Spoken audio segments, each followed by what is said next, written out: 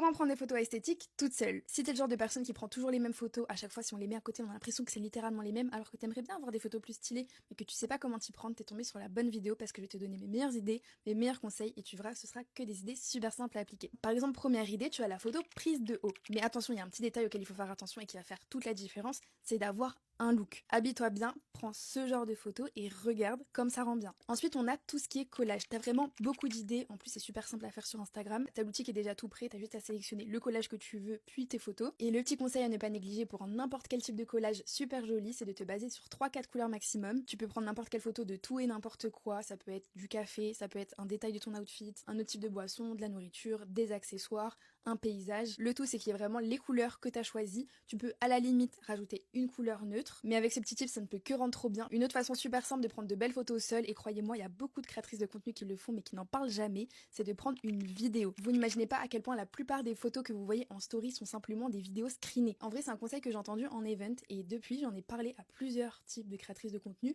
et à 80% des filles qui me disaient qu'elles faisaient ça aussi. Je trouve que c'est un très bon conseil parce que déjà, tu vas pas avoir honte de te faire prendre en photo puisque tu es juste face à toi-même. En plus, tu peux vraiment capturer la seconde où ta tête te plaît, où ta pose te plaît, alors que quand t'es prise en rafale, bah des fois tu rates la seconde qui t'aurait plu. Puis tout simplement, c'est vraiment une façon très simple de prendre de belles photos. Pour ce conseil, je te recommande d'ailleurs d'avoir soit une petite ventouse à coller sur ton téléphone, soit d'avoir un trépied parce que ça sera encore plus simple. Tu as évidemment aussi les photos miroirs. Alors là, moi je trouve que c'est une des meilleures façons de prendre des photos. T'oses plus, donc tu t'améliores plus vite. Mais en plus des photos dans le miroir, tu peux en faire dans une voiture, tu peux en faire dans la rue si tu vois une vitre. Il y a énormément de poses que tu peux faire. Je vous mets quelques idées ici, mais je vous ai déjà fait une vidéo détaillée sur ça aussi. En tout cas, j'espère que ça pourra vous inspirer. Bisous!